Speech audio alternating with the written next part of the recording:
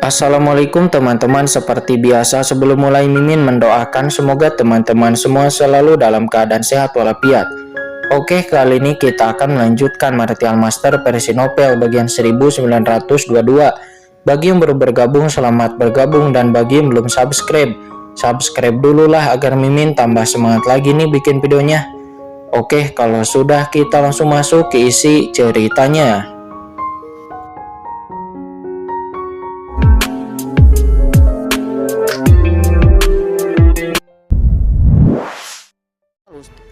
Kincen hanya mendongak dan melihat beberapa pilar cahaya jalan jauh yang besar di kejauhan. Nampak sekelompok pilar dan orang-orang itu datang dengan kuat. Nampak mereka pastilah seorang ahli Kaisar Agung yang kuat. Dan aura jalan besar ini sangat kuno. Mereka pasti adalah para ahli Kaisar Agung tua di dunia bawah yang tertarik dengan pergerakan di sini dan ingin menyelidiki. Dan juga Kincen dapat merasakan bahwa ada Kaisar Mengpo di antara mereka. Di antara begitu banyak ahli Kaisar Agung yang kuat itu nampaklah berkumpul bersama. Jika Kincen dan yang lainnya tetap tinggal di sini, maka mereka akan mendapat masalah. Kaisar Yoming buru-buru mendekat ke samping Kincen. Di saat yang bersamaan, Kaisar Sime, Dewi Tain, dan Molly juga muncul di samping Kincen. Namun Molly sedikit khawatir karena dia belum sepenuhnya untuk mengambil seluruh markas Kaisar Yanmo. Oke, hentikan, biarkan aku mengambilnya untukmu, kata Kincen. Dia pun mengangkat tangannya, mengaktifkan jantung ruang angkasa. Tiba-tiba ruang angkasa mengelilingi Molly, mencoba memindahkan markas besar itu untuknya. Molly sedikit curiga, dia tidak ingin Kincen mengambilnya. Namun Kincen segera berkata, aku tidak akan menginginkan hal ini darimu. Berhenti bicara omong kosong dan serahkan. Saat ini ada banyak orang kuat yang sedang menuju ke sini. Molly melihat ke kejauhan dan dia juga dapat merasakan beberapa kultivator sedang menuju ke arah sini. Dewi Tain dan Kaisar Yoming juga nampak membutuhkan tempat untuk mencerna jiwa Kaisar Yanmo sebelumnya, terlebih lagi Kaisar Yoming. Segera Kincen menyimpan formasi telarang Jiuming dan lalu berteriak kepada semua orang, ayo pergi. Setelah Kincen menyimpan formasi langit telarang Jiuming itu, dengan cepat Kincen dan yang lainnya melarikan diri ke dalam kehampaan dan sosok mereka menghilang. Dan di saat Kincen juga yang lainnya pergi, saat ini di langit yang jauh, Kaisar Mengpo yang tersembunyi di kehampaan tak berujung, dia merasakan kepergian Kincen dan yang lainnya, dan dia tiba-tiba muncul dengan cepat. Dia tiba di lokasi kota Pengdu. Kaisar Mengpo melihat kota Pengdu yang sangat menyedihkan. Ekspresi wajahnya sangat jelek. Dia melihat kota Pengdu yang sebelumnya dikenal sebagai kota terbesar kedua di wilayah domain Shenluo. Saat ini dikelilingi oleh reruntuhan dan tembok-tembok yang pecah, sangat berantakan dan hampir tidak ada tempat yang utuh. Sementara dalam kehampaan, aura samar kematian dari kultivator-kultivator nampak menghilang dengan jelas. Banyak orang kuat telah tewas di sini sebelumnya. Selain itu, di inti kota Pengdu terdapat lubang besar yang merupakan lokasi dari markas besar Kaisar Yanmo sebelumnya yang telah diambil. Akan tetapi, itu sekarang telah dicabut. Seluruh istana benggah itu benar-benar diambil. Rasa marah melonjak dalam hati Kaisar Mengpo. Namun ketika rasa marah itu muncul, tiba-tiba matanya tertuju kepada sungai Wangchuan yang tidak jauh dari sana. Dia melihat sungai Wangchuan yang kosong. Matanya menyusut dan bahkan dia menjadi sulit bernapas. Sosoknya melesat dan muncul di atas sungai Wangchuan. Matanya menatap jembatan Neihe, yang mana jembatan Neihe ini sebelumnya ada di sini. Dia merasa panik, jembatan Neihe itu benar-benar diambil oleh orang-orang sebelumnya. Kaisar Mengpo menjadi ketakutan, tetapi dia juga marah, menunjukkan ketidakpercayaan yang tak ada habisnya. Dia tidak bisa lagi tenang. Pada saat yang sama, Kaisar Mengpo juga muncul di atas sungai Wangchuan di kejauhan. Terlihat beberapa kultivator yang kuat di kota Pengdu juga diam-diam menjulurkan kepala dan menatap ke tempat ini. Kamu kemarilah, kata Kaisar Mengpo mengangkat tangannya dan menggedor. Seketika salah satu kultivator langsung ditangkap di tangannya. Senior, kata kultivator itu, dia buru-buru menjadi ketakutan. Dia bisa merasakan cakar dari tangan Kaisar Mengpo yang saat ini telah menusuk ke tenggorokannya. Seketika Kaisar Mengpo pun menyedot jiwa kultivator tersebut. Kaisar Mengpo terlalu malas untuk bertanya. yang tidak masuk akal, dan dia pun langsung saja mencari jiwa para kultivator di sini. Langsung saja dalam sekejap jejak informasi ingatan tiba-tiba muncul di benak Kaisar Mengpo, dan dia dengan cepat merasakannya. Mereka adalah sekelompok orang kuat yang tidak diketahui asal-usulnya. Mereka memblokir kota Pengdu dalam waktu yang sangat singkat dan merebut jembatan Aihe, dan kemudian membunuh Kaisar Yanmo. Mata Kaisar Mengpo menjadi dingin dari ingatan kultivator ini. Dia langsung mengetahui banyak informasi. Namun yang membuatnya wajahnya tidak jelek adalah bahwa pihak lain telah memblokir segala yang terjadi selama pertempuran. Oleh karena itu, asal-usul kelompok orang ini dan bagaimana cara kelompok orang ini membunuh Kaisar Yanmo tidak diketahui, dan hampir tidak ada ingatan tentang apa yang terjadi. Sampah. Ketika Kaisar Mengpo menghancurkan jiwa kultivator ini, dia meledakkannya, dan dalam teriakan Kaisar Mengpo, dia mengabaikan kultivator ini, dan lalu Kaisar Mengpo terus mencari jiwa dari beberapa kultivator lainnya. Hal ini membuat takut banyak kultivator di kota Pengdu. Sementara Kaisar Mengpo wajahnya terlihat jelek karena dari ingatan para kultivator lainnya yang dia cari jiwanya. Dia juga tidak memiliki banyak informasi tentang kelompok orang ini. Pihak lain sangatlah pintar dan tidak meninggalkan informasi apapun. Namun yang pasti, alasan mengapa pihak lain mampu memblokir segalanya dan melawan formasi kota Pengdu adalah karena formasi langit terlarang Jiuming yang mereka liris. Apa? Formasi langit terlarang Jiuming? Apakah ada hubungannya dengan antara kelompok orang ini dan Laut Mati? Selain itu, pihak lain juga dapat merebut jembatan Aihe. Bahkan Kaisar Yan tidak dapat sepenuhnya mengendalikan jembatan Aihe, tapi kelompok orang ini benar-benar dapat mengambilnya. Kata Kaisar Mengpo, matanya bersinar dengan cahaya dingin.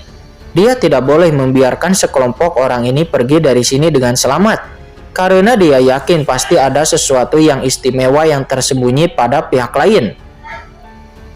Namun Kaisar Mengpo tidak mengikutinya dengan gegabah, melainkan dia dengan cepat sampai ke tempat jatuhnya Kaisar Yanmo. Sebuah mangkuk gelap dengan cepat muncul di tangan Kaisar Mengpo. Di dalam mangkuk tersebut ada cahaya redup yang berkedip-kedip memancarkan aura yang menakutkan. Kaisar Mengpo mengangkat mangkuk di tangannya dan mengarahkannya ke tempat jatuhnya Kaisar Yanmo.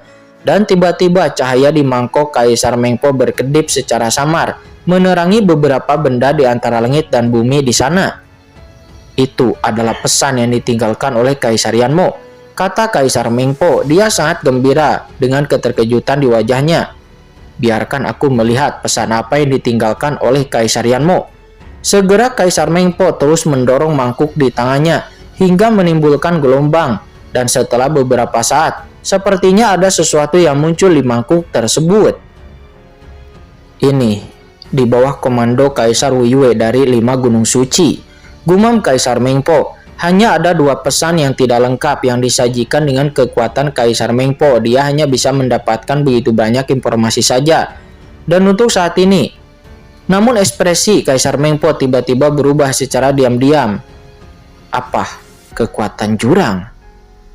Apa artinya kelompok orang yang membunuh Kaisar Yanmo berada di bawah komando Kaisar Wuyue dan juga terkait dengan kekuatan jurang?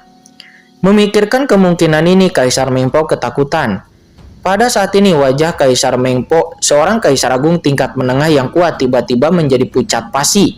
Karena tidak peduli yang mana dari 2 pesan tersebut, itu bukanlah hal yang sepele. Karena pesan tersebut cukup untuk membentuk badai yang mengerikan di seluruh dunia bawah. Tidak, Kaisar Yan sekarang sedang bersama Kaisar Wuyue. Kata Kaisar Mengpo, tiba-tiba wajahnya berubah drastis. Segera Kaisar Mengpo mengeluarkan sebuah mimbau dan dengan cepat mengirim pesan kepada Kaisar Yan. Kaisar Yan, hati-hati. Kaisar Yanmo telah meninggal, dibunuh oleh sekelompok orang kuat yang misterius. Dan sekelompok orang itu juga merampas jembatan Aihe. Dan sebelum kematian Kaisar Yanmo, dia meninggalkan pesan ini bahwa kemungkinan besar pihak lain berada di bawah komando Kaisar Wuyue dan juga terkait dengan klan jurang. Kaisar Mengpo mengirimkan pesan tersebut. Dia meminta Kaisar Yan untuk berhati-hati. Kaisar Mengpo sangat cemas dan setelah melakukan semua ini, dia tiba-tiba mengangkat kepalanya dan melihat kemana arah Qin Chen dan yang lainnya pergi. Aku harus mencari tahu dari mana orang-orang ini berasal, kata Kaisar Mengpo. Sosoknya tiba-tiba menghilang, dan dia secara diam-diam mengikuti ke arah kepergian Qin Chen dan yang lainnya. Kemanapun Qin Chen pergi, karena jembatan Naihe ada di tangan Qin Chen, jadi Kaisar Mengpo bisa menyelidiki. Meskipun jembatan Naihe terletak di kota Pengdu dan berada di bawah kendali Kaisar Yanmo, akan tetapi tidak ada seorang pun di seluruh dunia bawah yang mengetahui bahwa Kaisar Mengpo sebenarnya lebih mengenal jembatan Naihe daripada Kaisar Yanmo. Sebenarnya dengan air Wang Chuan, dia bisa mengikuti napas jembatan Naihe dan melacak Qin Chen juga yang lainnya dalam waktu yang singkat. Dan ketika Kaisar Mengpo mengikuti Qin Chen dan yang lainnya saat ini, dalam kehampaan sosok Qin Chen terus terbang. Qin Chen mengaktifkan jantung ruang dan fluktuasi ruang yang tersisa dimanapun Qin Chen lewat dengan cepat ditekan oleh Qin Chen, tidak meninggalkan jejak sedikit pun. Dalam sekejap, Qin Chen dan yang lainnya dengan cepat meninggalkan kota Pengdu, dan dia melesat menuju ke area di luar wilayah domain Shen Luo.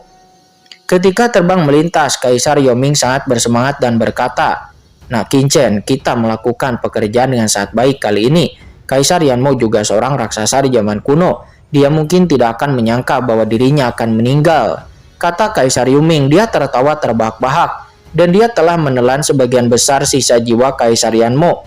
Bisa dikatakan dia telah memperoleh banyak manfaat dari perjalanan kali ini, dan dia sangat senang juga sangat bersemangat. Awalnya, dengan pengetahuan dan kekuatannya sebagai 4 Kaisar Agung, dia seharusnya tidak membuat keributan seperti itu, kan? Tapi Qin Chen tidak tahan karena rencananya yang sangat berhasil. Dia sudah bisa membayangkan seperti apa ekspresi Kaisarian dari Istana 10 sekarang ketika mengetahui bahwa jembatan Naihe telah diambil dan juga Kaisar Yanmo telah meninggal. Dan semuanya dilakukan oleh Kaisar Wuyue. Dan mungkin akan ada perang antara Kaisar Yan dan Kaisar Wuyue. Ketika Qin Chen mendengar ini, dia melirik Kaisar Yoming dan berkata, "Yoming, bagaimanapun juga kamu adalah salah satu dari 4 Kaisar Agung di zaman dulu. Bagaimana hal ini bisa mengejutkanmu seperti itu?" Mendengar itu, Kaisar Yoming matanya melotot. "Nah Qin Chen, apa yang kamu tahu? Kaisar Yanmo adalah salah satu dari 3 raksasa di dunia bawah bersama Kaisar Mengpo dan Kaisar Yan. Mereka adalah monster tua. Terlebih lagi dia masih di bawah komando Kaisar Yan. Meskipun aku bisa membunuhnya dengan kekuatanku saat itu, tapi sangat mustahil untuk benar-benar melakukannya. Tahukah kamu seberapa besar fluktuasi yang ditimbulkan oleh kejatuhan dari seorang Kaisar Agung tahap tengah?" Kaisar Yoming menggelengkan kepalanya berulang kali, namun mereka tidak membicarakannya lagi. "Tuan, kemana kita akan pergi sekarang?" tanya Kaisar Simei. "Apakah Anda perlu bertanya?" kata Kaisar Yoming berkata, "Menurutnya mereka hanya memiliki 2 pilihan. Pertama, kita akan pergi ke Laut Bencana Abadi dan berkonsentrasi sepenuhnya untuk menyempurnakan asal-usul Kaisar Yanmo. Setelah itu, kekuatan mereka akan meningkat dan mereka bisa memikirkan apa yang akan dilakukan selanjutnya. Atau mungkin pergi ke Gunung Huangquan. Dan apakah akan mencari tempat lain untuk bersembunyi. Namun tidak banyak tempat di seluruh dunia bawah yang bisa lolos dari pencarian Kaisar Yan dan Kaisar Wuyue. Namun saran dari Kaisar Yoming sendiri adalah kembali ke Laut Bencana Abadi, karena tempat yang disebut paling berbahaya itu malah adalah tempat teraman bagi mereka sekarang."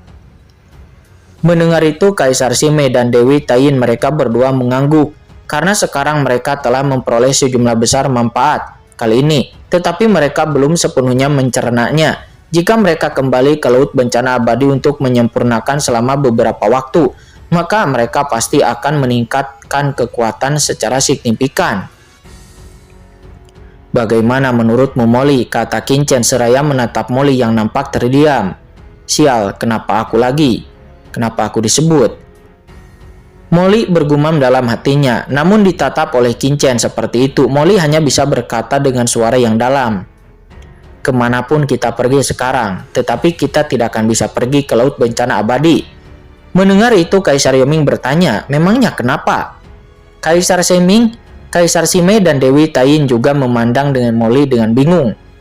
Tiba-tiba Qin Chen tersenyum penuh arti. Dan tiba-tiba melihat senyum di bibir Qin Chen, kelopak mata Molly bergerak-gerak secara liar.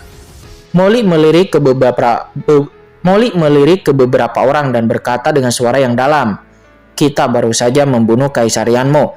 Jadi apakah Anda dapat yakin bahwa keberadaan kita tidak diikuti oleh seseorang? Kembali ke Lut bencana abadi itu adalah musibah yang akan membakar diri kita sendiri."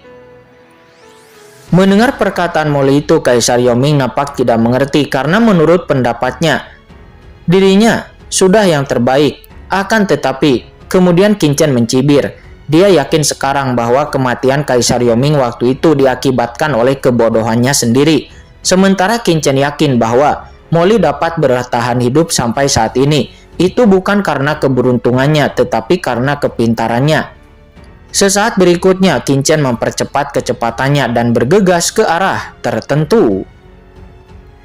Setelah beberapa saat, Kaisar Yoming melihat ke arah kepergian Qin Chen, dan dia menyadari bahwa Qin Chen tidak pergi ke Laut Bencana Abadi dan juga tidak pergi ke arah Gunung Huangquan, tetapi mereka sekarang pergi ke arah wilayah Kaisar Wiyue, yaitu 5 gunung suci. Kaisar Yoming terkejut. Apakah ini tidak mencari kematian? Ikuti saja aku dengan patuh, kata Qin Chen melirik Kaisar Yoming. Bahkan Qin Chen tidak repot-repot untuk menjelaskan.